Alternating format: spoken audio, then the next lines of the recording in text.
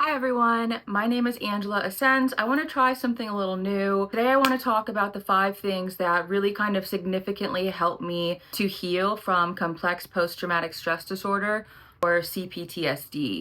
First thing I learned how to do was how to regulate my nervous system. And the way that I learned how to do that was I was taught from a therapist about this thing called the polyvagal theory. Basically, it teaches you about how when you experience trauma, for me, like I was stuck in a state of fight, flight, fawn for most of my life, and then it ended up being functional freeze state. The polyvagal theory I learned about teaches you how to kind of get out of those stuck states that we are experiencing whenever we do experience trauma, and to regulate ourselves back to a state of safety and connection with other people. The first thing that I had to learn how to do was how to be back in my body and like be back attached to my body, like my brain and my body. My brain's coping mechanism for my trauma was utter dissociation. And so it took some like somatic practices and somatic therapy exercises in order for me to like build back up that mindfulness and that brain body connection where I could feel my emotions again. I could identify what they were, and I could do some inner searching and inner work to kind of determine why those emotions were there. So building that mind body connection back up. But also, it's like you have to understand that emotions, a lot of people like feel them as physical sensations. Anxiety, pounding heart, tight chest, can't breathe. So using these physiological symptoms from these emotions that we experience as tools and indicators that we need to regulate ourselves again. Like, oh, I'm feeling super self-conscious right now.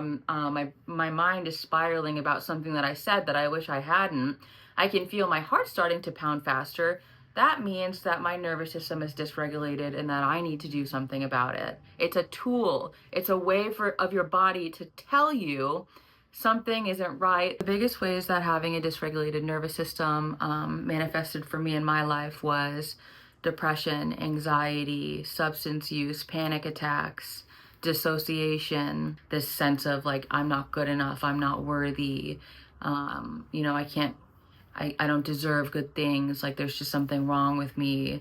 So all these things that that we feel when we experience trauma. And I was even misdiagnosed with bipolar disorder and borderline personality disorder and all these things that ended up just being me needing to understand the way that trauma impacted me as a person. So just a couple ways that I regulate my nervous system are through breath work, breathing, allowing yourself to take up space, and just like slowing down, whether you're like getting ready in the morning or, finishing chores or doing work or driving with road rage. Take the time and effort. It's actually hard to remember to do when you're so used to being dysregulated in that way and feeling that constant sense of urgency. So just slowing down and living in the present moment and practicing mindfulness has been super helpful. And consistency is just the biggest thing with this. And for people like me who have C-PTSD, we have to realize that consistency does not necessarily equal perfection every single time. The second thing I want to talk about that I did was EMDR therapy. It stands for eye movement desensitization reprocessing, and it's a type of trauma therapy that's a little bit newer. The science behind it, from what my understanding is that you have this solid relationship with a therapist that you trust, that does the EMDR therapy. There's a machine with a light that goes back and forth, or you have like paddles that vibrate back and forth, or headphones that play noises back and forth. And you discuss this trauma that you went through, or these traumatic experiences, or the emotions even behind the traumatic experiences while you're watching the light go back and forth. What it does is it stimulates both hemispheres of your brain through bilateral stimulation. And it takes like the stored memory of the trauma that's in your brain and moves it somehow to the prefrontal cortex, which is the executive functioning part of your brain. So it helps to process the memory. It really helped me. I did like 10 sessions, really lessened the impact of similar external situations that would kind of trigger my nervous system to think or feel like I was in that traumatic experience again that had happened in the past. The third thing that I would like to discuss that helped me is sobriety. I had used substances in the past to calm my nervous system. gives that sense of temporary relief. Sobriety was a big thing for me because I couldn't have continued the therapy that I was doing or continued to do the inner work that I had been doing if I was under any sort of influence. So, number 4, building genuine, authentic friendships. The way that I did that was by being my authentic self. Feeling safe and connected to other people is a huge thing for people with PTSD. We have to feel connected to other people. And lastly, number 5, this one's a little out there.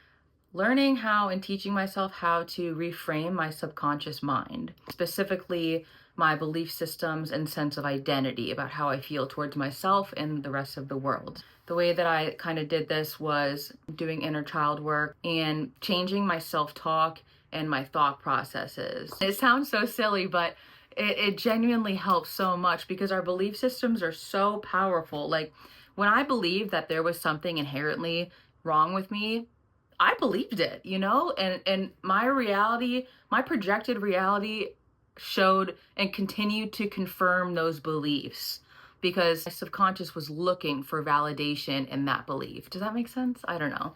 Hopefully it makes sense. But so through therapy and through understanding why I was behaving and acting and feeling the way that I was, I learned that when we don't have to identify with our thoughts and emotions. We can just let them happen and choose how we want to think and believe them. So if I had a negative thought about myself, I would just counteract it consciously with a positive one. This sounds so corny, but it helped me a lot. If I had anxiety, I would say, thank you for trying to protect me and show me that something in my environment is triggering me, but I'm an adult and I am able and trust myself to protect myself enough now from any real or imagined dangerous situation or person or interaction, whatever. Like honoring all my emotions, good and bad. And I don't even like the word bad, just not preferred, but honoring them anyway because they're there because we are human and it is the human experience to feel these things, and honoring them all because they want to be felt, otherwise they wouldn't be there, and learning from them and just continuing to learn about yourself and why you feel the way you do. Anyway, so that was my first video, but I don't know. I've come so far in a year. I'll show you a picture of what I looked like even a year ago, and just the difference in the way that my life is and my belief systems are about myself, my sense of identity, my self-esteem. It's all just completely different. And these are basically just a rundown of the 5 things that really help. So, bye. What do you think?